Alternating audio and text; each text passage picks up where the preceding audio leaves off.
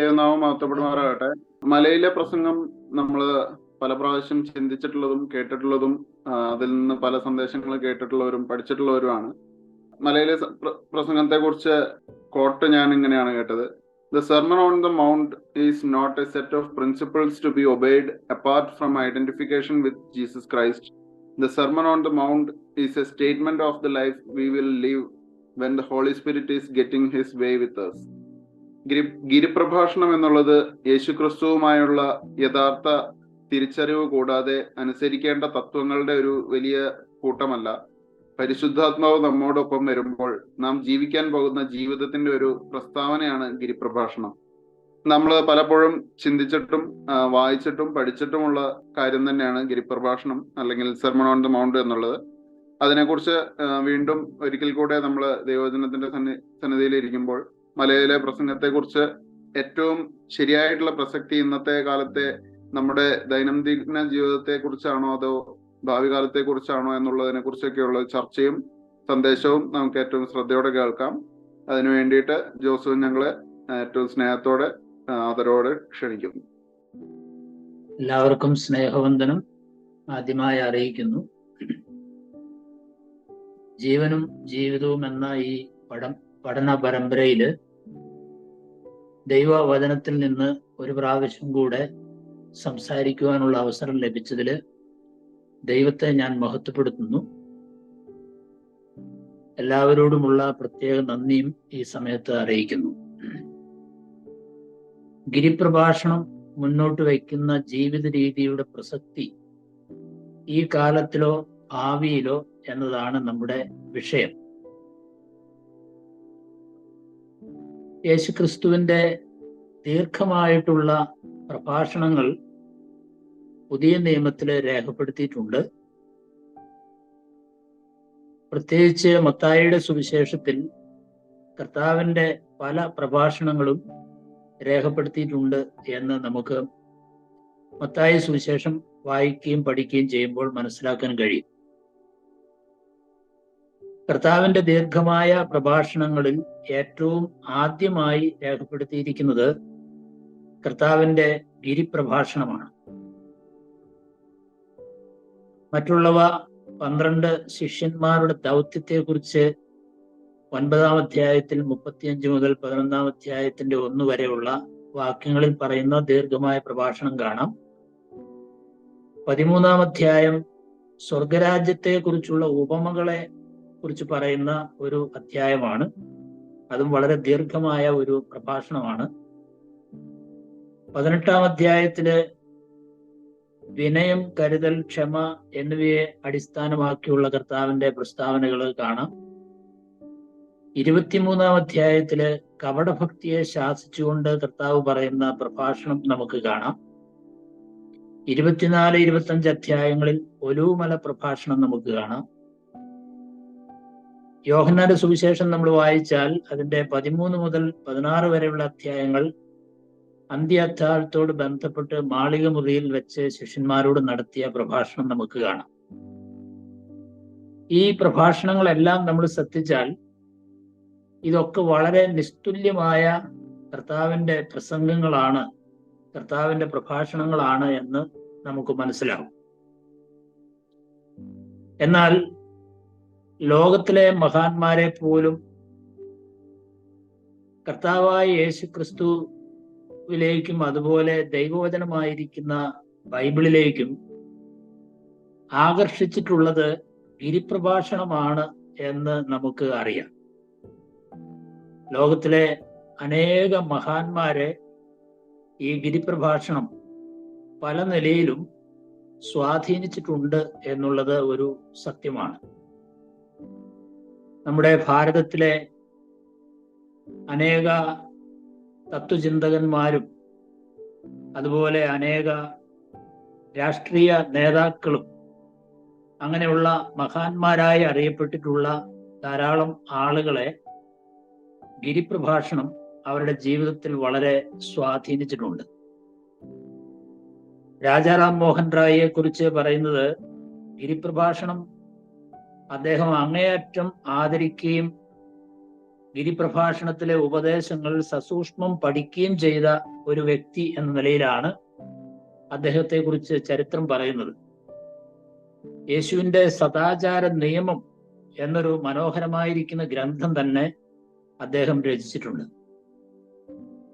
അതുപോലെ മഹാത്മാഗാന്ധി, വിവേകാനന്ദ സ്വാമികൾ, ഡോക്ടർ രാധാകൃഷ്ണൻ, പണ്ഡിറ്റ് ജവഹർലാൽ നെഹ്റു, വിനോബ ഭാവെ, ശ്രീനാരായണ ഗുരു ആദിയായ അനേക ദാർശനികന്മാരും ചിന്തകന്മാരും കർത്താവായ യേശുവിനെയും ബൈബിളിനെയും സ്നേഹിക്കാനായിട്ട് കാരണമായി തീർന്നത് ഈ കർത്താവായ യേശു ക്രിസ്തുവിന്റെ മലയിലെ പ്രഭാഷണമാണ്. അതിനെക്കുറിച്ച് ഒരു വേദശാസ്ത്രി പറഞ്ഞിട്ടുള്ളത്, ഈ പ്രഭാഷണത്തിൽ നിന്ന് ഉദ്ധരിക്കാൻ വിട്ടുപോയ പ്രസംഗകനോ ജീവിതത്തിൽ മാതൃകയാക്കാത്ത ഒരു ഭക്തനോ ഇതിൽ നിന്ന് പ്രചോദനം ലഭിക്കാത്ത വിപ്ലവകാരിയോ തത്വജ്ഞാനിയോ നവീകരണവാദിയോ തുലോം ചുരുക്കമാണ് എന്ന് പറഞ്ഞിട്ടുണ്ട്. വാറൻ WESP ആണ് ആ പ്രസ്താവന പറഞ്ഞത്. അത്രമാത്രം ഇതിലെ മൂല്യങ്ങളും പ്രമാണങ്ങളും ഉന്നത നിലവാരം പുലർത്തുന്നതാണ് എന്ന് ഏതൊരു വ്യക്തിക്കും ഒറ്റ വായനയിൽ മനസ്സിലാകുന്ന വിധത്തിലാണ് മത്തായി സുവിശേഷകൻ ഗിരിപ്രഭാഷണം രേഖപ്പെടുത്തിയിരിക്കുന്നത്.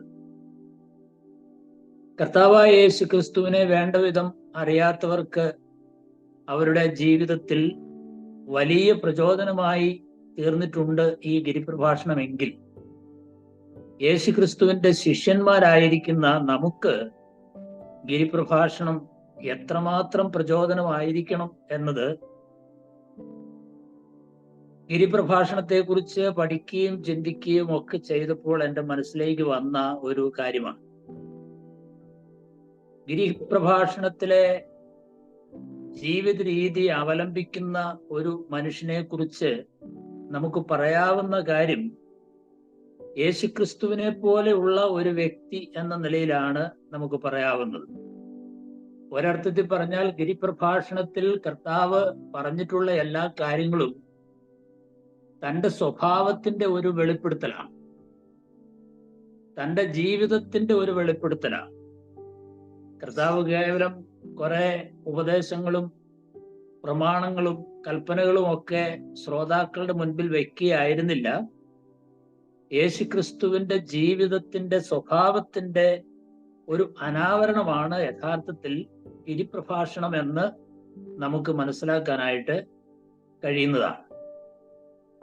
ഈ ഗിരിപ്രഭാഷണം യഥാർത്ഥത്തിൽ ആർക്കു വേണ്ടിയുള്ളതാണ് എന്നത്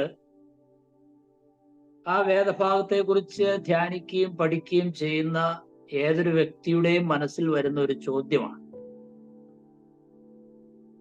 മത്തായി സുവിശേഷത്തിൽ കർത്താവായ യേശു ക്രിസ്തു തൻ്റെ പരസ്യ ശുശ്രൂഷ ആരംഭിക്കുന്നത് സ്വർഗരാജ്യം സമീപിച്ചിരിക്കുന്നു എന്ന് പറഞ്ഞുകൊണ്ടാണ്. ആ പ്രസംഗത്തിൽ സ്വർഗരാജ്യത്തിന്റെ സുവിശേഷം കർത്താവ് പ്രസംഗിച്ചു എന്ന് നമുക്ക് മനസ്സിലാക്കാനായിട്ട് സാധിക്കും. മാനസാന്തരപ്പെട്ട് സുവിശേഷത്തിൽ വിശ്വസിപ്പിൻ എന്നതാണ് സ്വർഗരാജ്യത്തിൽ പ്രവേശിക്കാനുള്ള വ്യവസ്ഥയായി കർത്താവ് ശ്രോതാക്കളുടെ മുൻപിൽ വെച്ചത്. സ്വർഗരാജ്യത്തിൽ പ്രവേശിക്കാനുള്ള മാർഗമാണ് കർത്താവ് അതിലൂടെ പ്രസംഗിച്ചത് എന്ന് നമുക്ക് മനസ്സിലാക്കാം. എന്നാൽ മാനസാന്തരപ്പെട്ട് സുവിശേഷത്തിൽ വിശ്വസിപ്പിനെന്ന് കർത്താവ് പറഞ്ഞപ്പോ യഥാർത്ഥത്തിൽ എന്താണ് അർത്ഥമാക്കിയത് എന്നാണ് മലയിലെ പ്രഭാഷണം കൊണ്ട് വ്യക്തമാകുന്നത്. അതാണ് നമുക്ക് മലയിലെ പ്രഭാഷണത്തിന്റെ ഉള്ളടക്കത്തിൽ നിന്ന് ഗ്രഹിക്കാനായി സാധിക്കുന്നത്. അതായത് ദൈവരാജ്യത്തിൽ പ്രവേശിക്കുന്ന ഒരുവനിൽ ആന്തരികവും ബാഹ്യവുമായിരിക്കുന്ന മാറ്റം സംഭവിക്കുന്നത് എപ്രകാരമാണ് എന്ന കാര്യമാണ് മലയിലെ പ്രസംഗത്തിൽ കർത്താവ് വെളിപ്പെടുത്തിയിട്ടുള്ളത്. ഈ പ്രഭാഷണത്തിലുള്ള കാര്യം യഥാർത്ഥത്തിൽ സ്വർഗരാജ്യത്തിൽ എങ്ങനെ പ്രവേശിക്കാം എന്നുള്ളതിനുള്ള നിർദ്ദേശങ്ങളല്ല, മറിച്ച് എങ്ങനെയുള്ളവരാണ് സ്വർഗരാജ്യത്തിൽ പ്രവേശിച്ചവർ, അഥവാ ദൈവരാജ്യത്തിലുള്ളത് ആരാണ് എന്ന കാര്യം കർത്താവ് ഗിരിപ്രഭാഷണത്തിലൂടെ വെളിപ്പെടുത്തുകയാണ്. സ്വർഗരാജ്യത്തിലുള്ളവര് ആത്മാവിൽ ദരിദ്രരും സമാധാനം ഉണ്ടാക്കുന്നവരും നീതി നിമിത്തം ഉപദ്രവിക്കപ്പെടുന്നവരും അങ്ങനെയുള്ള കരുണ കാണിക്കുന്നവരും ഒക്കെയാണ് ദൈവരാജ്യത്തിന്റെ പ്രജകൾ, ദൈവരാജ്യത്തിലുള്ളവർ. അവരുടെ സവിശേഷതകളും അവരുടെ പ്രത്യേകതകളും ഒക്കെയാണ് ഈ മലയിലെ പ്രസംഗത്തിലെ കർത്താവ് വെളിപ്പെടുത്തുന്നത് എന്ന് നമുക്ക് മനസ്സിലാവും. ഉദാഹരണമായി 5-ാം അധ്യായത്തിന്റെ 3-ാം വാക്യം നമ്മൾ വായിക്കുമ്പോൾ, ആത്മാവിൽ ദരിദ്രരായവർ ഭാഗ്യവാന്മാർ, സ്വർഗരാജ്യം അവർക്കുള്ളതാകുന്നു.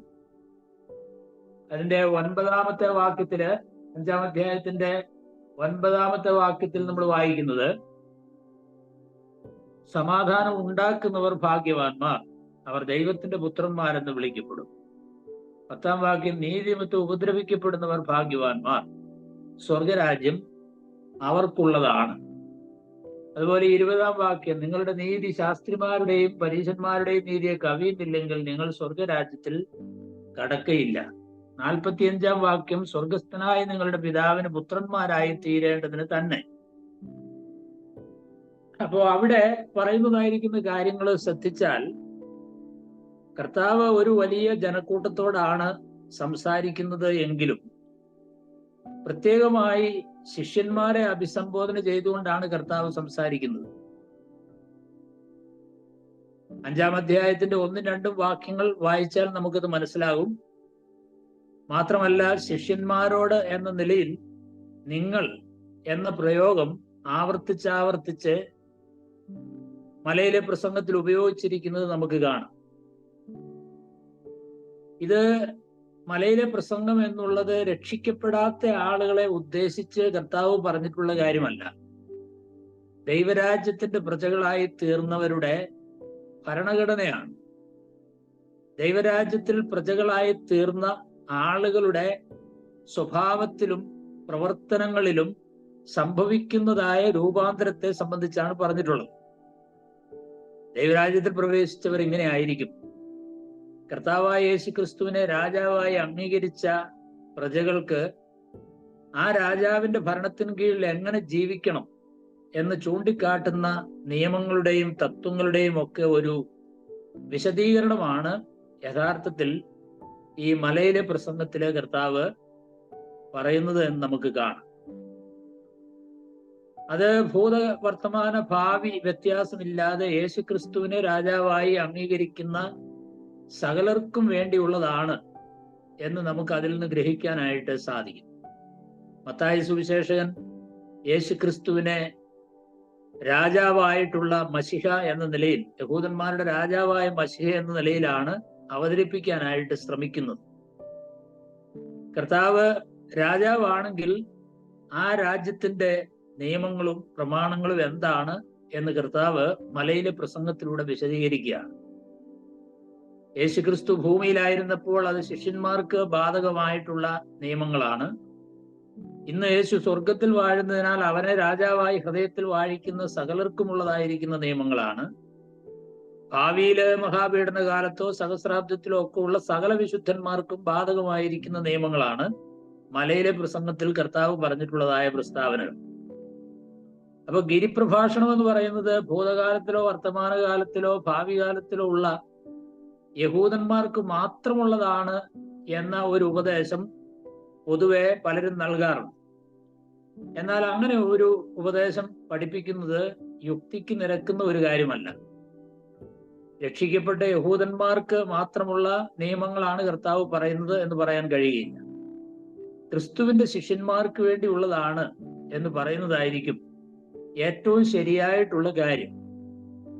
അതുകൊണ്ട് ഇക്കാലത്ത് കർത്താവായ യേശു ക്രിസ്തുവിനെ രക്ഷിതാവും കർത്താവുമായി സ്വീകരിച്ച് ദൈവരാജ്യത്തിന്റെ അംഗങ്ങളായി തീർന്നിരിക്കുന്ന ആളുകൾക്ക് ബാധകമായ കാര്യങ്ങളാണ് മലയിലെ പ്രസംഗത്തിൽ കർത്താവ് പറയുന്നത്. വളരെ ആഴമായിരിക്കുന്ന ആത്മീക സത്യങ്ങൾ വളരെ ലളിതമായും വ്യക്തമായും യേശുക്രിസ്തു മലയിലെ പ്രസംഗത്തിൽ അവതരിപ്പിക്കുന്നതായി ആ ഭാഗങ്ങൾ പരിശോധിച്ചാൽ നമുക്ക് മനസ്സിലാവും. സാധാരണ ജീവിതാനുഭവങ്ങളിലേക്കും അതുപോലെ അവർക്ക് പരിചയമുള്ള കാര്യങ്ങളിലേക്കും യേശു ശ്രോതാക്കളുടെ ശ്രദ്ധ ക്ഷണിക്കുകയും അവരെ അതിലേക്ക് അവരുടെ ശ്രദ്ധ തിരിച്ചുവിടുകയും ചെയ്യുന്ന തരത്തിലാണ് കർത്താവിന്റെ പ്രഭാഷണം കർത്താവ് ആരംഭിച്ചതും അവസാനിപ്പിച്ചതും.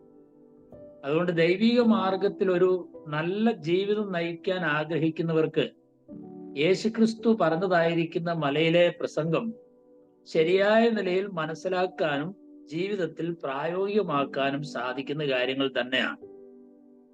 കർത്താവായ യേശുക്രിസ്തുവിന്റെ പ്രസംഗത്തിൽ എന്തെല്ലാം കാര്യങ്ങളാണ് അതിനെ ഇത്രത്തോളം ആകർഷണീയവും മൂല്യവുമുള്ളതാക്കുന്നത് എന്ന കാര്യം നാം പരിശോധിച്ച് നോക്കേണ്ടത് ആവശ്യമായിട്ടുള്ള ഒരു കാര്യം തന്നെയാണ്.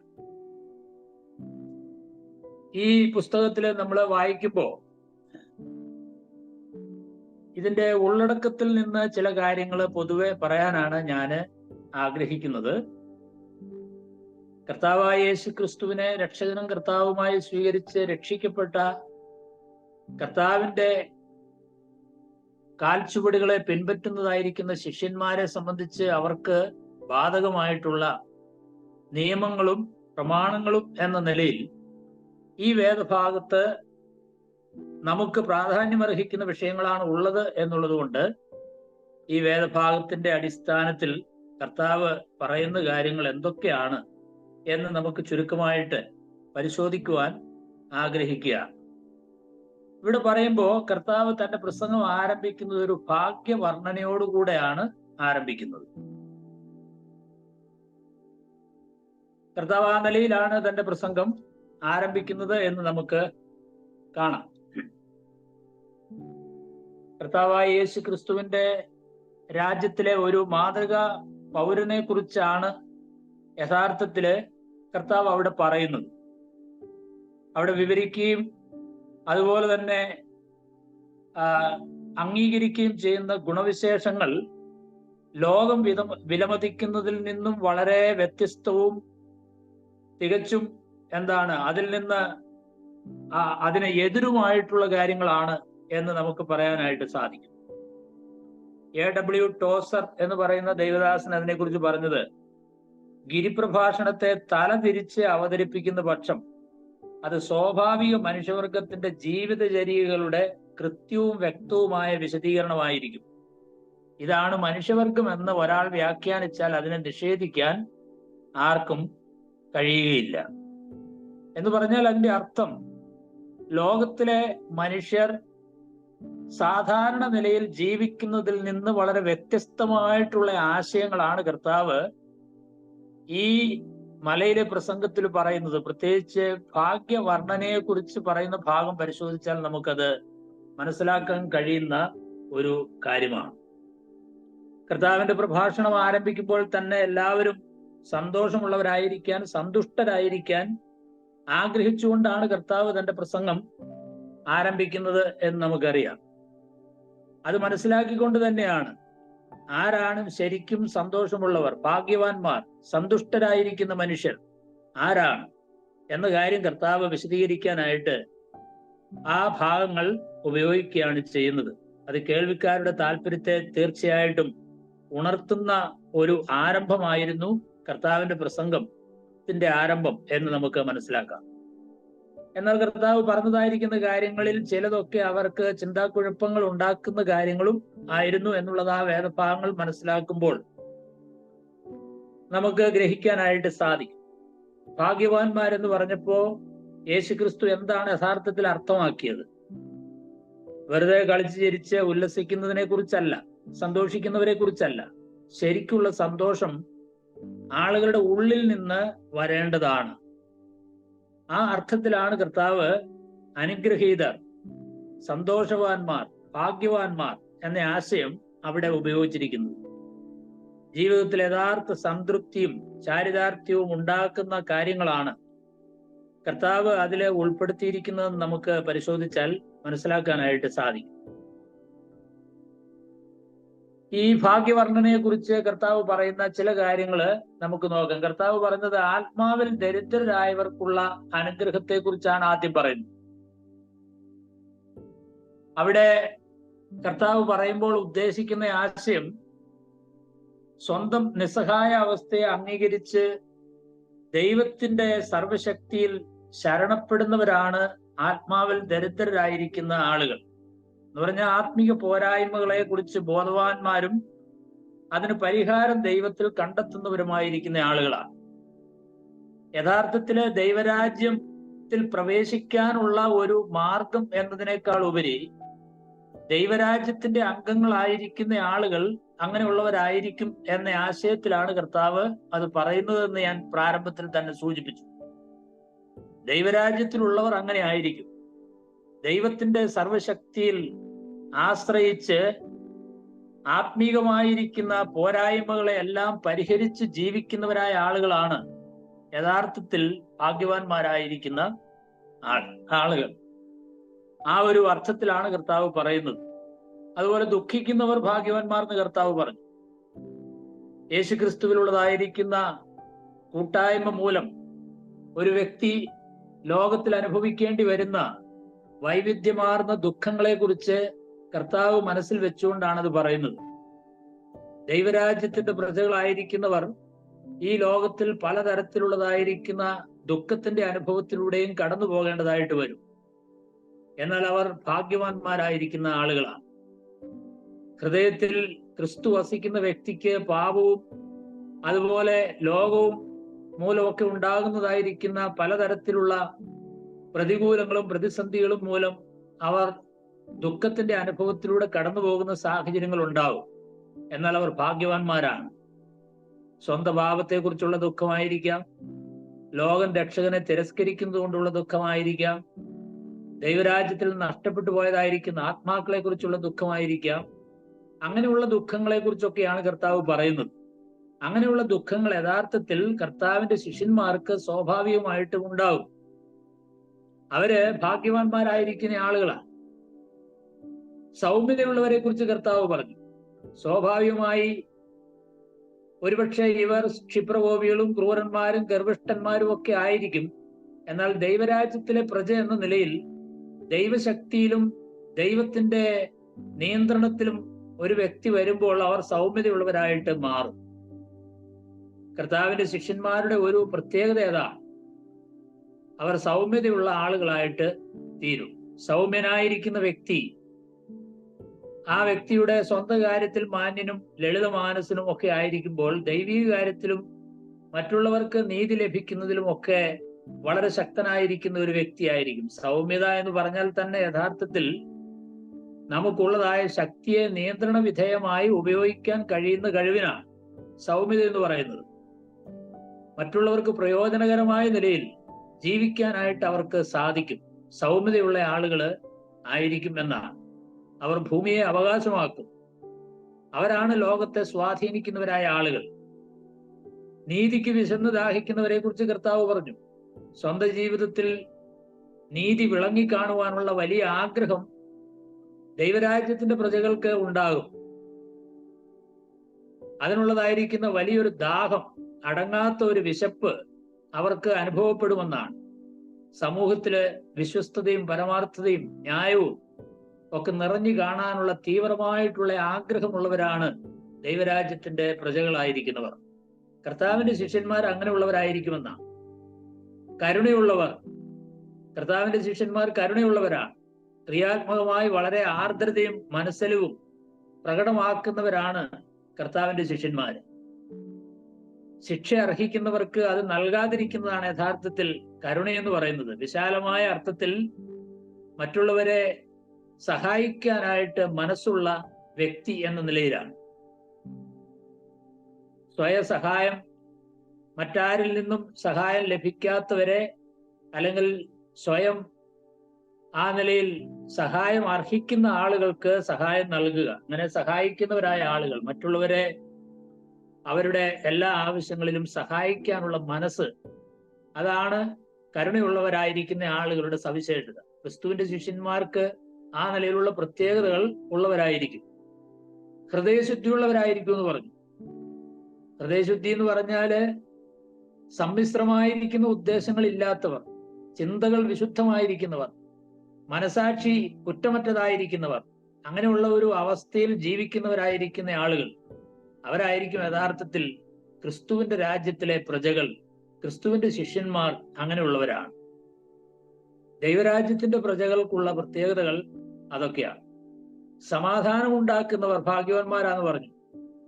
വ്യക്തിപരമായി സമാധാനം ഉള്ളവർ എന്ന അർത്ഥത്തിലല്ല.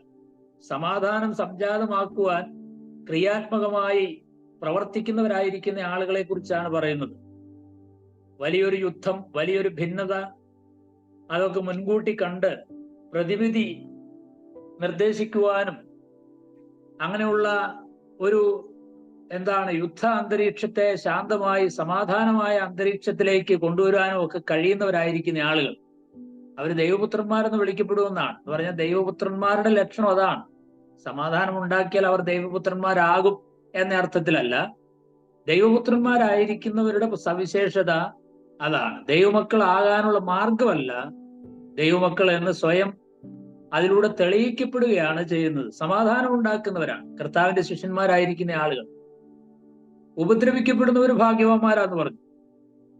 സ്വന്തം തെറ്റുകൾ മൂലം ഉപദ്രവിക്കപ്പെടുക എന്ന അർത്ഥത്തിലല്ല. നീതി നിമിത്തം നന്മ ചെയ്യുന്നതിൽ ഉപദ്രവം സഹിക്കേണ്ടതായിട്ട് വരുന്ന വിശ്വാസികൾ ദൈവരാജ്യത്തിലാണ്.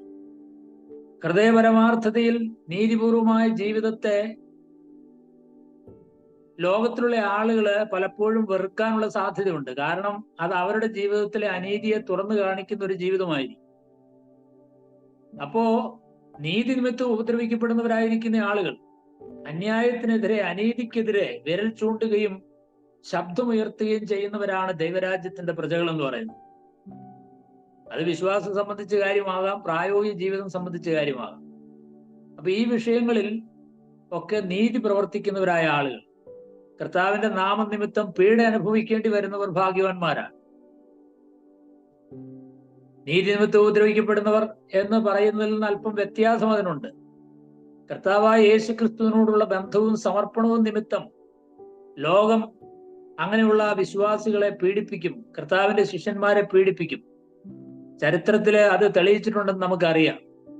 സഭയുടെ ചരിത്രം നോക്കിയാൽ കർത്താവിന്റെ നാമനിമിത്തം പീഡനങ്ങൾ അനുഭവിച്ച എത്രയോ ആളുകൾ യേശുക്രിസ്തുവിന് വേണ്ടി കഷ്ടം സഹിക്കുന്നത് കർത്താവായ യേശുക്രിസ്തുവിന്റെ ശിഷ്യന്മാരെ സംബന്ധിച്ച് സന്തോഷം നൽകുന്നതാണ്. അപ്പൊ കർത്താവ് ഈ ഭാഗ്യവർണ്ണനയെ കുറിച്ച് പറയുമ്പോൾ യേശുക്രിസ്തുവിന്റെ രാജ്യത്തിലെ ഒരു മാതൃകാ പൗരനെയാണ് കർത്താവ് അതിലൂടെ വരച്ചു കാട്ടുന്നത്. നീതി, സമാധാനം, സന്തോഷം എന്നിവയ്ക്ക് ഈ ഭാഗ്യവർണ്ണനയിൽ വലിയ പ്രാധാന്യം നൽകിയിട്ടുണ്ട്. ദൈവരാജ്യത്തെ കുറിച്ച് അപ്പോസ്തലനായ പൗലോസ് പറയുമ്പോൾ നീതിയും സമാധാനവും പരിശുദ്ധാത്മാവിലുള്ള സന്തോഷവും അത്രേ, അത് ഭക്ഷണവും പാനീയവും അല്ല എന്ന് പ്രത്യേകമായി എടുത്തു പറഞ്ഞിട്ടുണ്ട്. കർത്താവിന്റെ മലയിലെ പ്രസംഗത്തിന്റെ ഒരു പ്രചോദനം അപ്പോസ്തലനായ പൗലോസിനെയും സ്വാധീനിച്ചിട്ടുണ്ടെന്ന് നമുക്ക് മനസ്സിലാക്കാൻ കഴിയും. അപ്പൊ ദൈവരാജ്യത്തിന്റെ പ്രജകളായി തീർന്ന ആളുകളെ സംബന്ധിച്ചാണ് കർത്താവ് പറയുന്നത്. രക്ഷിക്കപ്പെട്ട വിശ്വാസികളെ സംബന്ധിച്ചാണ് കർത്താവ് പറയുന്നത്. രക്ഷിക്കപ്പെടുവാനോ ദൈവരാജ്യത്തിനുള്ളിലേക്ക് പ്രവേശിക്കുവാനോ ഉള്ളതായിരിക്കുന്ന വ്യവസ്ഥകളെ കുറിച്ചല്ല ഈ ഭാഗ്യവർണ്ണന വായിക്കുമ്പോൾ തന്നെ നമുക്ക് മനസ്സിലാക്കാൻ കഴിയുന്നത്. അത് കർത്താവിന്റെ ശിഷ്യന്മാരെ സംബന്ധിച്ച് പറയുന്ന കാര്യമാണ്. ദൈവരാജ്യത്തിലേക്ക് പ്രവേശിച്ചവരായിരിക്കുന്ന ആളുകളെ കുറിച്ച് പറയുന്ന കാര്യമാണ്. ദൈവരാജ്യത്തിലേക്ക് പ്രവേശിക്കാനുള്ള വ്യവസ്ഥ മാനസാന്തരപ്പെട്ട് സുവിശേഷത്തിൽ വിശ്വസിക്കുക എന്നുള്ളതാണ്. കർത്താവ് നേരത്തെ തന്നെ പ്രസംഗിച്ചിരുന്നു. അങ്ങനെ മാനസാന്തരപ്പെട്ട് ദൈവരാജ്യത്തിന്റെ പ്രജകളായി തീർന്ന ആളുകളുടെ സ്വഭാവത്തിലും പ്രവൃത്തിയിലും ഈ തരത്തിലുള്ളതായിരിക്കുന്ന വലിയ മാറ്റങ്ങൾ സംഭവിക്കുമെന്നാണ്. മാത്രമല്ല, കർത്താവ് ഈ ഭാഗത്തെ കുറിച്ച് പറയുമ്പോൾ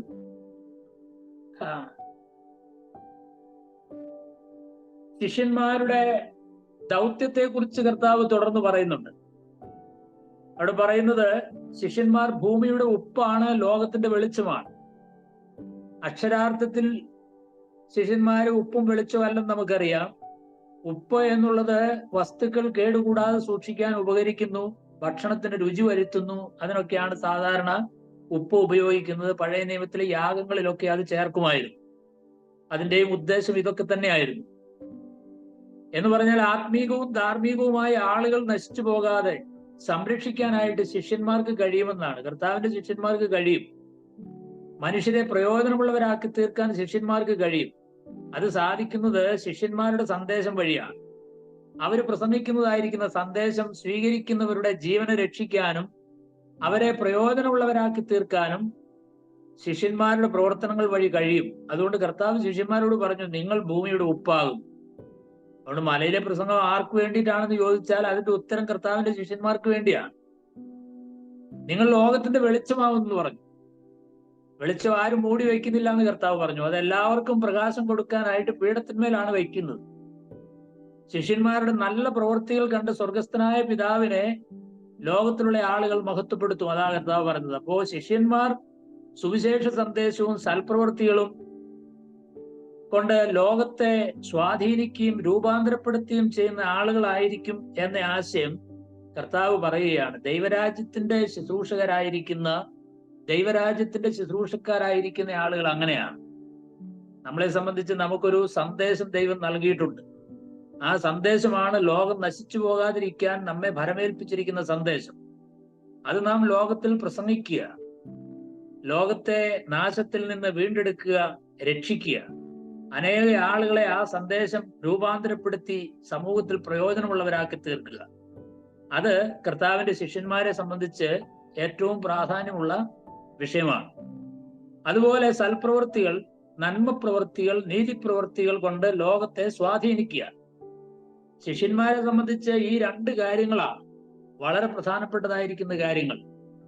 നമ്മെ ഏൽപ്പിച്ചതായിരിക്കുന്ന സന്ദേശവും ആ സന്ദേശത്തിന് യോഗ്യമായിരിക്കുന്ന നന്മകളും ലോകത്തിന്റെ മുൻപിൽ നാം അവതരിപ്പിക്കുമ്പോൾ ലോകം നമ്മൾ മുഖാന്തരം വ്യത്യാസപ്പെടാനായിട്ടിടയായി തീരും. അപ്പൊ നിങ്ങൾ ഭൂമിയുടെ ഉപ്പാകുന്നു, നിങ്ങൾ ലോകത്തിന്റെ വെളിച്ചമാകുന്നു. അന്ധകാരത്തിലിരിക്കുന്ന മനുഷ്യർക്ക് വെളിച്ചം പകരുക എന്നുള്ളതാണ് നമ്മുടെ പ്രവർത്തനങ്ങൾ വഴി ദൈവം ആഗ്രഹിക്കുന്നതായ കാര്യം.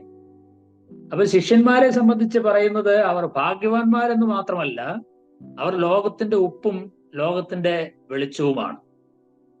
തുടർന്നും കർത്താവ് പറയുന്നുണ്ട്, ശിഷ്യന്മാരുടെ ആത്മീകവും ധാർമ്മികവുമായ നിലവാരത്തെക്കുറിച്ചാണ് 17 മുതൽ 48 വരെയുള്ള വാക്യങ്ങളിൽ പറയുന്നത്. ക്രിസ്തു ശിഷ്യന്മാർ ഉന്നതമായ ധാർമ്മിക നിലവാരം പുലർത്തുന്നവരാണ്, ആത്മീക നിലവാരം പുലർത്തുന്നവരാണ്. യേശു ക്രിസ്തു ദൈവിക നിയമങ്ങളൊക്കെ ലംഘിക്കുന്നതായി യഹൂദ മത നേതാക്കന്മാർ വീക്ഷിക്കുന്ന ഒരു പശ്ചാത്തലത്തിലാണ് കർത്താവ് ഈ കാര്യങ്ങൾ പറയുന്നത് നമുക്കറിയാം. അതുകൊണ്ട് യേശു നിയമത്തെയും പ്രവാചകന്മാരെയും നീക്കാനായിട്ടല്ല, നിവർത്തിക്കാനാണ് വന്നത് എന്ന് കർത്താവ് വളരെ വ്യക്തമായി തന്റെ മുൻപിൽ കൂടിയ ജനസമൂഹത്തോട് പറയുന്നുണ്ട്. മാത്രമല്ല, ന്യായപ്രമാണത്തോട് യേശു വലിയ ആദരവ് പ്രകടമാക്കിയതായിട്ടും കർത്താവിന്റെ പ്രസ്താവനകളിൽ നമുക്ക് മനസ്സിലാക്കാൻ കഴിയും. അത് ലംഘിക്കുകയോ ലംഘിക്കാൻ പഠിപ്പിക്കുകയോ ചെയ്യുന്നവർ സ്വർഗരാജ്യത്തിൽ ചെറിയവരായിരിക്കും. അനുസരിക്കാൻ പഠിപ്പിക്കുകയും ചെയ്യുന്നവർ സ്വർഗരാജ്യത്തിൽ വലിയവരായിരിക്കും. ന്യായപ്രമാണത്തിലെ നിയമങ്ങൾക്ക് കർത്താവ് വലിയ പ്രാധാന്യമാണ് നൽകിയത് എന്ന് നമുക്ക് കർത്താവിന്റെ പ്രസ്താവനയിൽ നിന്ന് മനസ്സിലാക്കാനായിട്ട് സാധിക്കും. ന്യായപ്രമാണത്തിലെ നിയമങ്ങൾ 3 വിധത്തിലുള്ളവയാണ് എന്ന് ന്യായപ്രമാണം പരിശോധിച്ചാൽ മനസ്സിലാക്കാം. ഒന്നാമത് ആചാരപരമായിരിക്കുന്ന നിയമങ്ങളാണ്. അത് കർത്താവിലേക്കുള്ള കൈചൂണ്ടികളാണ്, വിരൽ ചൂണ്ടികളാണ് എന്ന് നമുക്ക് പറയാനായിട്ട് സാധിക്കും. അത് ലംഘിക്കുവാനും പൂർത്തിയാക്കുവാനും കർത്താവിന് അവകാശമുണ്ട്. ഉദാഹരണത്തിന്, ഞാൻ ശബത്തിനും കർത്താവാകുന്നു എന്ന് യേശു പറഞ്ഞതായിരിക്കുന്ന സന്ദർഭം നമുക്കറിയാം. ന്യായപ്രമാണം കർത്താവ് നമുക്ക് വേണ്ടി നിവർത്തിച്ചു എന്ന് പറയുമ്പോൾ ഒരു ഭാഗത്ത് ആചാരപരമായി കർത്താവിലേക്ക് വിരൽ ചൂണ്ടിയ എല്ലാ ന്യായപ്രമാണവും കർത്താവിന്റെ ജീവിതത്തിൽ, കർത്താവിന്റെ മരണത്തിൽ കർത്താവ് നിവർത്തിച്ചു. അത് നിവർത്തിക്കുവാനായിട്ടാണ് യേശു ക്രിസ്തു ലോകത്തിലേക്ക് വന്നത് എന്നാണ് കർത്താവ് പറയുന്നത്. ന്യായപ്രമാണത്തെ കർത്താവ് നിഷേധിക്കുകയല്ല ചെയ്തത്. അതുപോലെ ന്യായപ്രമാണത്തിലെ പെരുമാറ്റ നിയമങ്ങളുണ്ട്, പെരുമാറ്റച്ചട്ടങ്ങൾ. അത് ന്യായപ്രമാണത്തിന്റെ വേറൊരു വശമാണ്. ഉദാഹരണത്തിന്, ആവർത്തന പുസ്തകം 19-ാം അധ്യായം തുടങ്ങി 29-ാം അധ്യായം വരെ യഹൂദന്മാരുടെ പെരുമാറ്റച്ചട്ടങ്ങളെ കുറിച്ചാണ് പറയുന്നത്. കൂട്ടുകാരന്റെ അതിർ നീക്കരുത്, പരദേശിയെ പീഡിപ്പിക്കരുത് എന്നീ വിധത്തിലുള്ള ധാരാളം നിയമങ്ങൾ, പെരുമാറ്റ ചട്ടങ്ങൾ പഴയ നിയമത്തിൽ നമുക്ക് കാണാം. അവയുടെ മുഖവിലയ്ക്ക് ഒരുപക്ഷെ ഇന്ന് മാറ്റം വന്നു എങ്കിലും അതിന്റെ നിയമങ്ങൾ കാലഹരണപ്പെട്ടിട്ടില്ല. സമൂഹത്തിൽ ജീവിക്കുന്നവരായിരിക്കുന്ന നമ്മൾ തീർച്ചയായിട്ടും നമുക്ക് സമൂഹത്തിന്റെ സാമൂഹ്യമായ പെരുമാറ്റച്ചട്ടങ്ങൾ തീർച്ചയായിട്ടും ഉണ്ട്. അതുകൊണ്ട് അങ്ങനെയുള്ള നിയമങ്ങൾ പ്രാധാന്യം അർഹിക്കുന്നവ തന്നെയാണ് എന്ന് നമുക്കറിയാം. എന്നാൽ എന്താണ്, കാലാനുസൃതമായിട്ട് അതിന്റെ ആ അക്ഷരങ്ങൾക്ക് ഒരുപക്ഷെ വ്യത്യാസങ്ങൾ വന്നിട്ടുണ്ട് എന്ന് നമുക്ക് പറയാനായിട്ട് സാധിക്കും. പിന്നെ ധാർമ്മിക നിയമങ്ങളാണ്. 10 കൽപ്പനകൾ പോലെയുള്ളതായിരിക്കുന്ന ധാർമ്മിക പ്രമാണങ്ങളുണ്ട്. നമുക്കറിയാം 10 കൽപ്പനകളിൽ 9 കൽപ്പനകളും പുതിയ നിയമത്തിലെ വിശ്വാസികളോടുള്ള ബന്ധത്തിൽ എടുത്തു പറയുന്നുണ്ട്. ശബത്താചാരം മാത്രമാണ് പറയാത്തതായിരിക്കുന്ന കാര്യം. ശബത്ത് ഒരു ആചാരപരമായിരിക്കുന്ന നിയമമായതുകൊണ്ടാണ്. പഴയ നിയമത്തിലെ യഹൂദ ആചാരപരമായിരിക്കുന്ന നിയമങ്ങളൊന്നും നമുക്ക് ബാധകമല്ല. അതൊക്കെ കർത്താവായ യേശു ക്രിസ്തുവിൽ പൂർത്തീകരിക്കപ്പെട്ടതായിരിക്കുന്ന കാര്യമാണ്. ധാർമ്മിക ആത്മീക നിയമങ്ങൾ എല്ലാ കാലത്തും എല്ലാവർക്കും ബാധകമായിരിക്കുന്ന നിയമങ്ങൾ തന്നെയാണ്. അപ്പൊ കർത്താവ് പറയുന്നത് സകലവും പൂർത്തിയാകുന്നത് വരെ ന്യായപ്രമാണം തന്ന ലക്ഷ്യത്തിൽ നിന്ന് അത് മാറിപ്പോകുന്നില്ല. ന്യായപ്രമാണത്തിന് ഉന്നതമായ ഒരു സ്ഥാനം തന്നെ കർത്താവ് നൽകിയിട്ടുണ്ട് എന്ന് നമുക്ക് അറിയാനായിട്ട് സാധിക്കും. ആ അർത്ഥത്തിൽ ന്യായപ്രമാണത്തിന് കർത്താവ് ചില യേശുക്രിസ്തു നൽകുന്നതായിരിക്കുന്ന വ്യാഖ്യാനം തുടർന്ന് ശ്രദ്ധിച്ചാൽ നമുക്കത് മനസ്സിലാകുന്നതാണ്. ദൈവകൽപ്പനകളെ യഥാർത്ഥമായി ലംഘിക്കുന്ന മനോഭാവങ്ങളെ കർത്താവായ യേശു ക്രിസ്തു തുടർന്നുള്ള വേദഭാഗത്ത് കുറ്റം വിധിക്കുന്നതായിട്ട് നമുക്ക് കാണാം. ഉദാഹരണമായി, കൊല ചെയ്യരുത് എന്ന ന്യായപ്രമാണം യേശു പറഞ്ഞ ശേഷം സഹോദരനോട് കോപിക്കുന്നവൻ, സഹോദരനെ നിസ്സാര എന്ന് വിളിക്കുന്നവൻ, മൂഢൻ എന്ന് വിളിക്കുന്നവൻ അവരെ അഗ്നി നരകത്തിന് ഇരയാകും, ന്യായവിധിക്ക് യോഗ്യനാകും എന്നൊക്കെയാണ് കർത്താവ് പറയുന്നത്. സഹോദരനെ നിസ്സാരനായി അല്ലെങ്കിൽ മൂഢനായി കരുതി അവനെതിരെ നമ്മുടെ ഭാഷയിൽ പറഞ്ഞാൽ പാര പണിയുന്നവരെയാണ് കർത്താവായ യേശു ക്രിസ്തു ഉദ്ദേശിച്ചത് എന്ന് നമുക്ക് പറയാനായിട്ട് സാധിക്കും.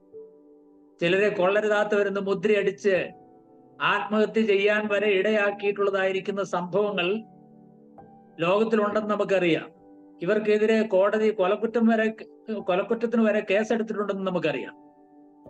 എന്ന് പറഞ്ഞാൽ മറ്റുള്ള ആളുകളെ അവരുടെ ബലഹീനതകളിൽ അവരെ അധിക്ഷേപിച്ച് അവരെ ചെറുതാക്കി അവരെ നശിപ്പിക്കത്തക്ക നിലയിൽ പെരുമാറുന്നവരായിരിക്കുന്ന ആളുകൾ കൊല ചെയ്യുന്നതിന് തുല്യമാണ്. മറ്റുള്ളവരോട് കോപിക്കുന്നവൻ കൊലപാതക തുല്യമാണ്. അപ്പൊ ആരോടെങ്കിലും കോപിച്ചുകൊണ്ടിരിക്കുന്നത് കൊലപാതകത്തിലേക്ക് അവനെ നയിച്ചേക്കാം. ഹൃദയത്തിൽ ആ വ്യക്തിയിൽ കൊലപാതകത്തിന്റെ ഒരു ബീജാങ്കുരണം വന്നു കഴിഞ്ഞു എന്ന് നമുക്ക് മനസ്സിലാക്കാനായിട്ട് സാധിക്കും. സമാധാനം ഉണ്ടാക്കാനായിട്ട് ഏതറ്റം വരെ പോകണമെന്ന് യേശു ക്രിസ്തു പറയുന്നുണ്ട്. യാഗമർപ്പിക്കാനായിട്ട് യാഗപീഠത്തിന് അരികെ വരെ എത്തിയാലും എത്തിയെന്നിരിക്കട്ടെ, അപ്പോഴാണ് സഹോദരന് നിന്നോട് പിണക്കമുണ്ടെന്ന് ഓർക്കുന്നത്. യാഗവസ്തു അവിടെ വെച്ചിട്ട് ആദ്യം സഹോദരനുമായിട്ട് നിരപ്പ് പ്രാപിക്കുക. അതാ കർത്താവ് പറയുന്നത്.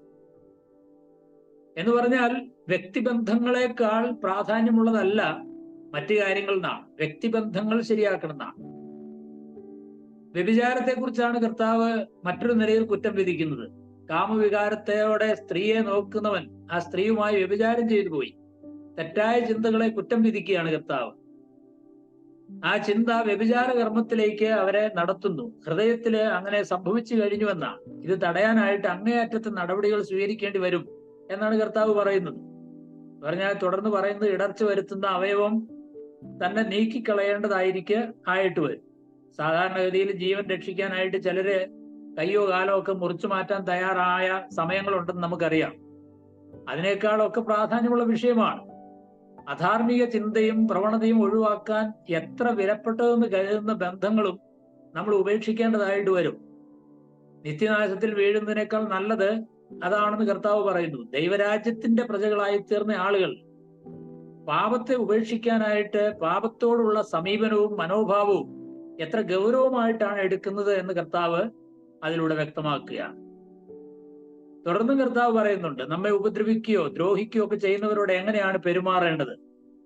ദുഷ്ടനോട് എതിർത്ത് നിൽക്കരുത്. ആരെങ്കിലും മനഃപൂർവ്വം നമ്മോട് വഴക്കുണ്ടാക്കാനായിട്ട് ശ്രമിച്ചാൽ ഒരു തർക്കത്തിനോ വഴക്കിനോ ഒന്നും തിരികൊളുത്താനായിട്ട് പാടില്ല വിശ്വാസികൾ. അയൽക്കാരനെ സ്നേഹിക്കുക എന്ന നിയമത്തിന്റെ ചേർച്ചയിലാണ് കർത്താവ് അത് പറയുന്നത് നമുക്കറിയാം. ശത്രുക്കളെ സ്നേഹിക്കുക, ഉപദ്രവിക്കുന്നവർക്ക് വേണ്ടി പ്രാർത്ഥിക്കുക.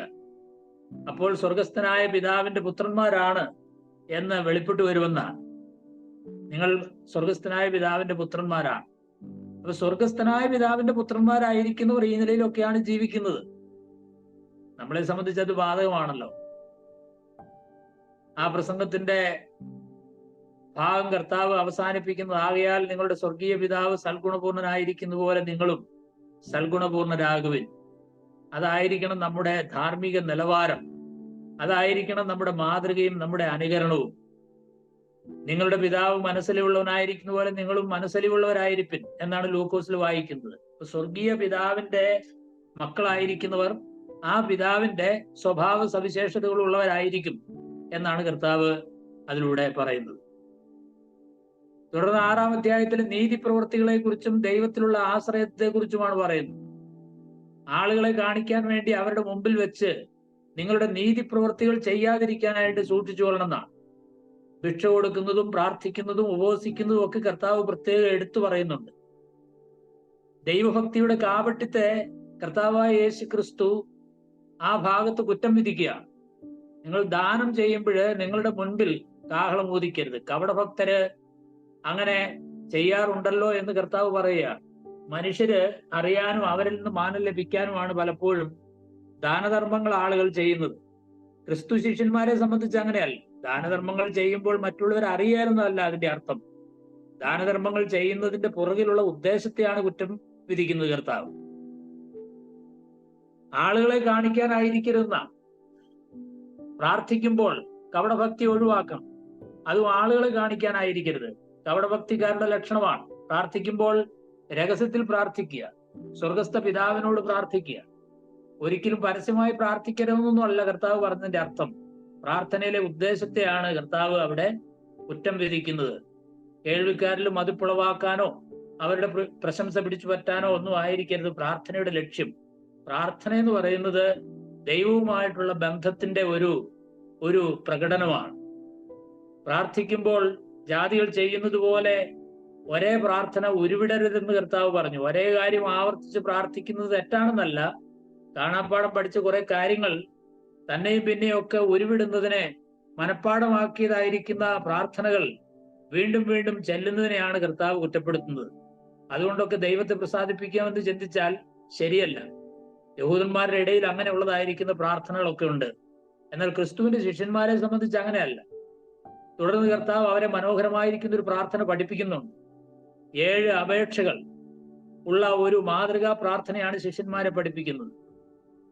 നമുക്കത് കാണാനായിട്ട് സാധിക്കും. ആദ്യത്തെ 3 അപേക്ഷകൾ ദൈവത്തിനും ദൈവിക പരിപാടികൾക്കും മുൻഗണന നൽകുന്നതാണ്.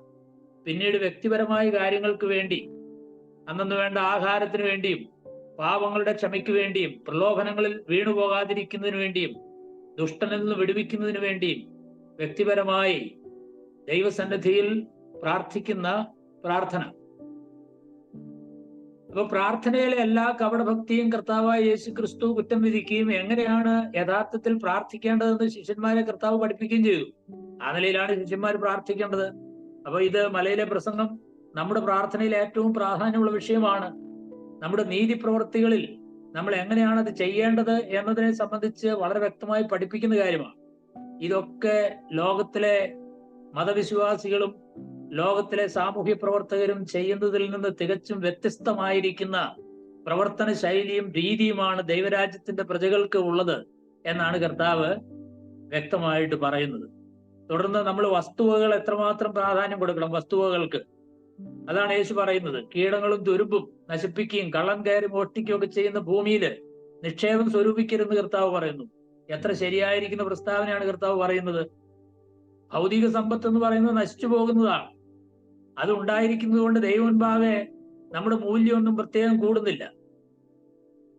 സ്വർഗത്തിൽ നിക്ഷേപം സ്വരൂപിക്കുക, ദൈവത്തെ സേവിക്കുന്നതിന് ജീവിതത്തിൽ 1-ാം സ്ഥാനം നൽകിക്കൊണ്ട് അത് ചെയ്യാനായിട്ട് നമുക്ക് സാധിക്കുമെന്നാണ് കർത്താവ് പറയുന്നത്. ദൈവവുമായിട്ടുള്ള ആ ബന്ധം അത് തകർക്കാനോ നിത്യതയിലെ പ്രതിഫലം ഇല്ലാതാക്കാനോ മറ്റാർക്കും സാധിക്കില്ല. സ്വർഗത്തിൽ നിക്ഷേപം സ്വരൂപിക്കുക, ദൈവത്തിന് മുൻഗണന നൽകി ജീവിക്കുന്നതാണ് നിലനിൽക്കുന്നതായിരിക്കുന്ന ജീവിതം എന്ന് പറയുന്നത്. അപ്പൊ നിങ്ങളുടെ നിക്ഷേപം എവിടെയാണോ അവിടെയാണ് നിങ്ങളുടെ ഹൃദയം. നമ്മുടെ നോട്ടം, നമ്മുടെ ശ്രദ്ധ ഭൗതിക വസ്തുക്കളിൽ കേന്ദ്രീകരിച്ചാണെങ്കിൽ ആത്മീക ജീവിതം ഇരുട്ട് നിറഞ്ഞതായിരിക്കുമെന്നാണ് കർത്താവ് പറഞ്ഞത്. കണ്ണു ചൊവ്വുള്ളതെങ്കിൽ ശരീരം മുഴുവൻ പ്രകാശിക്കുമെന്ന് കർത്താവ് പറഞ്ഞപ്പോൾ അർത്ഥമാക്കുന്നതാണ്. ദൈവത്തിൽ നിന്നും അകന്ന് ഭൗതിക കാര്യങ്ങളിൽ മാത്രം ശ്രദ്ധ കേന്ദ്രീകരിച്ചാൽ ഇരുട്ടിൽ ജീവിക്കുന്ന അനുഭവമായിരിക്കുമെന്ന് അതാണ് കർത്താവ് പറയുന്നത്. രണ്ട് യജമാനന്മാരെ ഒരുമിച്ച് പ്രസാദിപ്പിക്കാനായിട്ട് ആർക്കും കഴിയുകയില്ല. ലോകകാര്യങ്ങളിൽ ശ്രദ്ധ ഊന്നിയുള്ള ജീവിതവും ദൈവകാര്യങ്ങളിൽ ശ്രദ്ധ ഊന്നിയുള്ള ജീവിതവും ഒരുമിച്ച് കൊണ്ടുപോകാനായിട്ട് പറ്റിയില്ല. ഏതെങ്കിലും ഒന്നേ സാധിക്കുള്ളൂ. അപ്പൊ ദൈവിക കാര്യങ്ങളിൽ ശ്രദ്ധ ഊന്നിക്കൊണ്ട് ഉള്ള ഒരു ജീവിതത്തിനാണ് കർത്താവ് മുൻഗണന നൽകുന്നത് എന്ന് നമുക്കറിയാം. ഒരുപക്ഷെ കേട്ടുകൊണ്ടിരുന്ന ചിലരെങ്കിലും ഭൗതിക കാര്യങ്ങളെ എങ്ങനെയാണ് ക്രമപ്പെടുത്തേണ്ടത് എന്ന സംശയം അവരുടെ ഉള്ളിൽ ഉണ്ടായിട്ടുണ്ടാകാം. അതുകൊണ്ടാണ് 6-ാം അധ്യായത്തിന്റെ 25 മുതലുള്ള ആ കാര്യം കർത്താവ് പ്രത്യേകം എടുത്തു പറയുന്നത്. ഭൗതിക കാര്യങ്ങളിൽ ഉത്കണ്ഠ ഉണ്ടാകാൻ സാധ്യതയുണ്ട്. അതിനുള്ള പരിഹാരം ദൈവ രാജ്യത്തെ ഒന്നാമതായിട്ട് അന്വേഷിക്കുക എന്ന് പറഞ്ഞാൽ ദൈവത്തെ സേവിക്കുക. ഒന്നാമത് ജീവിതത്തിൽ അതാണ് ഉണ്ടായിരിക്കേണ്ടത്. അങ്ങനെ ദൈവത്തെ സേവിക്കുന്ന കാര്യത്തിന് മുൻഗണന നൽകുന്ന ആളുകൾ ജീവിതത്തിൽ ഉത്കണ്ഠപ്പെടേണ്ട ആവശ്യമില്ല എന്ന് കർത്താവ് അവർക്ക് ഉറപ്പ് കൊടുക്കുകയാണ്. ആകാശത്തിലെ പക്ഷികളെയും വയലിലെ പുല്ലിനെയും ഒക്കെ നിരീക്ഷിക്കാനായിട്ട് കർത്താവ് പറയുന്നത് അതുകൊണ്ടാണ്. എന്ത് തിന്നും എന്ത് ഉടുക്കുമെന്ന് ഓർത്ത് ആകുലപ്പെടരുതെന്ന് കർത്താവ് പറയുന്നു. അതൊക്കെ ആവശ്യമാണെന്ന് സ്വർഗീയ പിതാവിന് അറിയാം. അതുകൊണ്ട് ദൈവരാജ്യത്തിനും ദൈവനീതിക്കും ഒന്നാം സ്ഥാനം കൊടുക്കുക.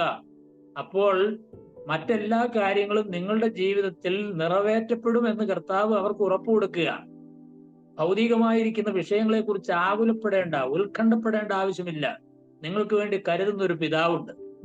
കർത്താവിന്റെ ശിഷ്യന്മാരെ സംബന്ധിച്ച് എത്ര ഭാഗ്യവാന്മാരായിരിക്കുന്ന ആളുകളാണ്, എത്ര അനുഗ്രഹീതരായിരിക്കുന്ന ആളുകളാണ്. അപ്പൊ കർത്താവിന്റെ ശിഷ്യന്മാർ ഇങ്ങനെയൊക്കെ ഉള്ളവരാണ്. 7-ാം അധ്യായത്തിൽ നമ്മൾ വായിക്കുന്നത് ബുദ്ധിപൂർവമായ തീരുമാനവും പെരുമാറ്റവും സംബന്ധിച്ച പ്രമാണങ്ങളെ കുറിച്ചാണ് പറയുന്നത്. മറ്റുള്ളവരെ വിധിക്കരുതെന്ന് കർത്താവ് പറഞ്ഞു. കോടതികളിലെ പോലെയുള്ള വിധിയെ കുറിച്ചല്ല പറയുന്നത്, നമുക്കറിയാം. മറ്റുള്ളവരുടെ നേരെയുള്ള അനാവശ്യമായിരിക്കുന്ന കുറ്റാരോപണങ്ങളെ കുറിച്ചാണ്, വിമർശനങ്ങളെ കുറിച്ചാണ്.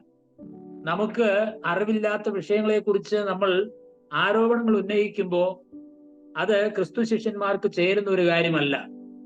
പരീശന്മാരിൽ പലരും മറ്റുള്ളവരെ വിധിക്കുന്നവരും കഠിനമായി വിമർശിക്കുന്നവരുമായ ആളുകളായിരുന്നു. അവരെ പോലെ ആകരുന്ന കർത്താവ് പറഞ്ഞത്.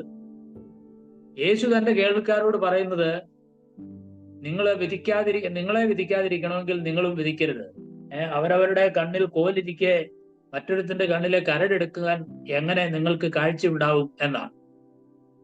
പ്രിയമുള്ളവരെ, ഇത് വളരെ പ്രധാനപ്പെട്ടതാണ്. അവിടെ കർത്താവ് പറയുന്നത്, ആദ്യം സ്വയവിമർശനത്തിനും സ്വയപരിശോധനയ്ക്കും നമ്മൾ തയ്യാറാകാതെ, നമ്മുടെ ജീവിതത്തെ ക്രമപ്പെടുത്താതെ മറ്റുള്ളവരെ നമുക്ക് ശരിയായ പാതയിൽ നടത്താനായിട്ട് കഴിയുകയില്ല. കുരുടനെ നയിച്ചാൽ ഇരുവരും കുഴിയിലായിരിക്കുമെന്ന് കർത്താവ് മറ്റൊരു അവസരത്തിൽ പറഞ്ഞത് നമുക്കറിയാം. അപ്പൊ ആ നിലയിലാണ് സ്വന്തം ജീവിതത്തിലെ തെറ്റുകൾ തിരുത്താതെ മറ്റൊരാളെ തിരുത്താനുള്ള അർഹത നമുക്കില്ല. ആദ്യം സ്വയം തിരുത്താൻ തയ്യാറാകുക, സ്വയം വിധിക്കുക. അപ്പോൾ മാത്രമേ മറ്റുള്ളവരെ യഥാസ്ഥാനപ്പെടുത്താനും അവരെ പ്രയോജനമുള്ളവരാക്കി തീർക്കാനും നമുക്ക് സാധിക്കുകയുള്ളൂ. അങ്ങനെയുള്ളവരുടെ വാക്കുകൾക്കും അങ്ങനെയുള്ളവരുടെ ശുശ്രൂഷകൾക്കുമാണ് പ്രയോജനം ഉണ്ടാകുന്നത് എന്നാണ് കർത്താവ് പറഞ്ഞത്. കർത്താവിന്റെ ശിഷ്യന്മാരുടെ സവിശേഷതയും പ്രത്യേകതയും അതൊക്കെയാണ്. പിന്നീട് കർത്താവ് പറയുന്നത്, വിശുദ്ധമായത് സൂക്ഷ്മതയോടെ കൈകാര്യം ചെയ്യണം. വചനത്തിലെ സത്യങ്ങൾ അത് മൂല്യമുള്ളതാണ്, വിലയേറിയ മുത്തുകൾ പോലെയാണ്. ദൈവരാജ്യത്തിന്റെ കാര്യങ്ങളൊക്കെ അങ്ങനെയാണ്. ചില ആളുകൾ അതിനോടുള്ള പ്രതികരണം വളരെ മോശമായിരിക്കുന്ന പ്രതികരണമായിരിക്കുമ്പോൾ അങ്ങനെയുള്ളവരെ വിട്ടുപോരണം എന്നാണ്. സത്യം സ്വീകരിക്കാത്തവരെ നമ്മൾ അവരുടെ പിന്നാലെ പോകേണ്ടതായിരിക്കുന്ന ആവശ്യമില്ല. സത്യം സ്വീകരിക്കുന്നവരെ അന്വേഷിച്ച് നമ്മൾ പോകേണ്ടതാണ്. അതാണ് ദൈവത്തിന്റെ വചനം പറയുന്നത്. അപ്പൊ വളരെ മൂല്യവത്തായിട്ടുള്ള സത്യങ്ങളോട് ഒരു മതിപ്പും കാണിക്കാതെ അവജ്ഞയോടെ വീക്ഷിക്കുന്നവരുടെ പിന്നാലെ പിന്നെയും നമ്മൾ പോകേണ്ടതായിരിക്കുന്ന ആവശ്യമില്ല. അവര് ഒരുപക്ഷെ അങ്ങനെ പോയാൽ തിരിഞ്ഞ് അക്രമകാരികളായി നമ്മളെ ഉപദ്രവിക്കാനുള്ള സാധ്യത മാത്രമേ ഉള്ളൂ. അങ്ങനെയുള്ളവരെ തിരിച്ചറിഞ്ഞ് നമ്മൾ വിട്ടുകളയുക.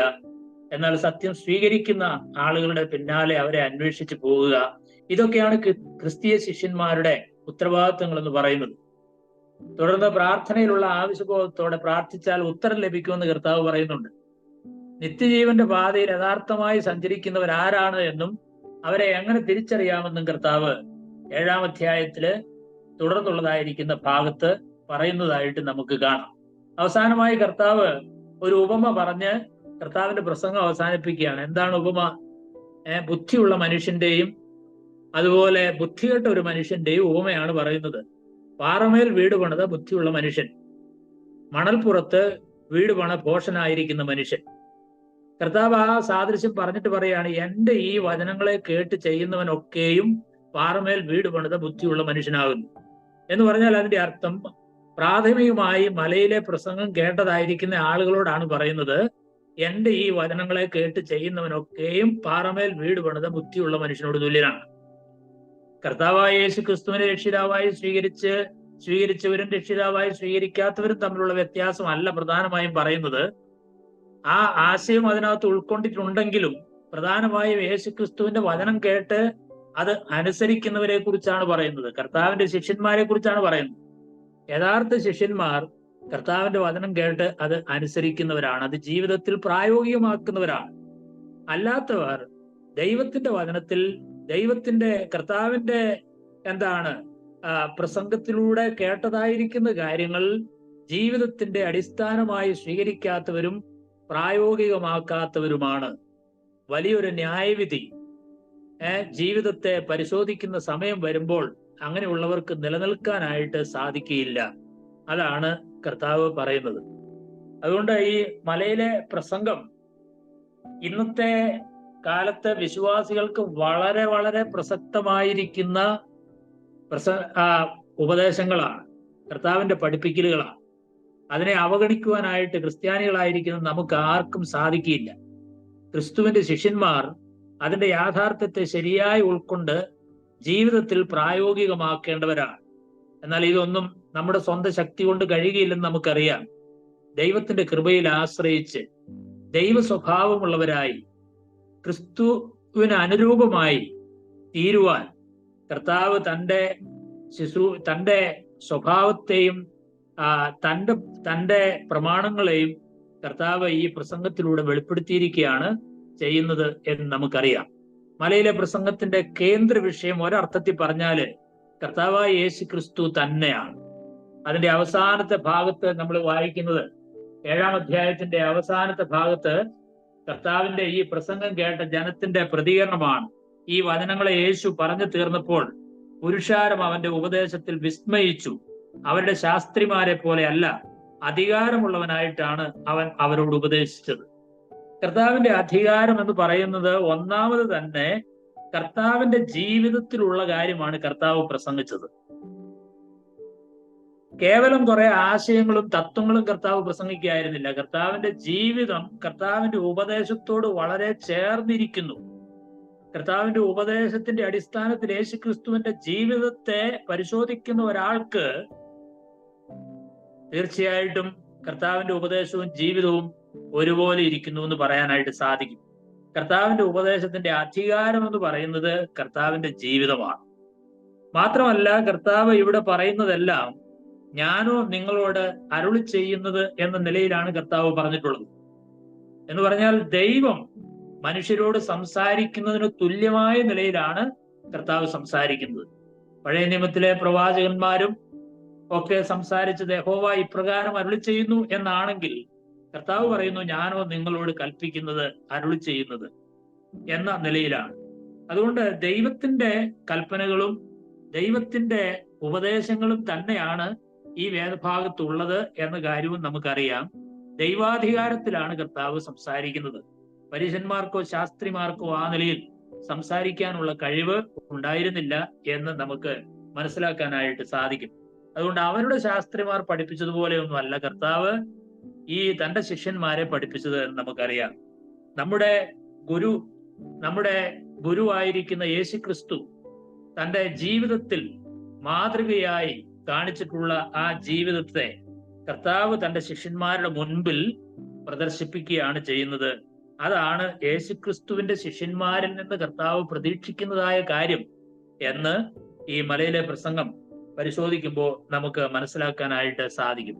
പ്രിയമുള്ളവരെ, മലയിലെ പ്രസംഗം നമ്മുടെ ജീവിതത്തിൽ നമുക്കും പ്രായോഗികമാക്കേണ്ടതായിരിക്കുന്ന കാര്യങ്ങളാണ്. ഒരർത്ഥത്തിൽ പറഞ്ഞാൽ നമുക്ക് മാത്രമാണ് അതിന്റെ പൂർണ്ണമായ അർത്ഥത്തിൽ അത് പ്രായോഗികമാക്കുവാനായിട്ട് സാധിക്കുന്നത്. ലോക മനുഷ്യരെ പോലും ആകർഷിച്ച ഈ മൂല്യവത്തായിരിക്കുന്ന മലയിലെ പ്രസംഗം നമ്മുടെ ജീവിതത്തെ എത്രമാത്രം സ്വാധീനിക്കണം, വ്യത്യാസപ്പെടുത്തണം എന്ന കാര്യം ഈ വേദഭാഗം വായിക്കുകയും പഠിക്കുകയും ചെയ്തപ്പോൾ എൻ്റെ മനസ്സിലേക്ക് വന്നൊരു കാര്യമാണ്. ഈ വചനങ്ങൾ കൂടുതൽ നമുക്ക് പരിശോധിക്കാം, പഠിക്കാം, നമ്മുടെ ജീവിതത്തിൽ അത് പ്രായോഗികമാക്കാം. അതിനായിട്ട് ദൈവം വചനം കേട്ട എല്ലാ പ്രിയപ്പെട്ടവരെയും ധാരാളമായി സഹായിക്കട്ടെ എന്ന് ആത്മാർത്ഥമായി പ്രാർത്ഥിച്ചുകൊണ്ടും ആശംസിച്ചുകൊണ്ടും എൻ്റെ വാക്കുകളെ ഞാൻ നിർത്തുന്നു. കർത്താവിന്റെ നാമത്തിന് മഹത്വം ഉണ്ടാകട്ടെ. ആമേൻ. മലയിലെ പ്രസംഗം നമ്മൾ ആദ്യം മുതൽ അവസാനം വരെ ഒരു സമ്മറിയാണ് കൂടെയാണ് നമ്മൾ പോയത്.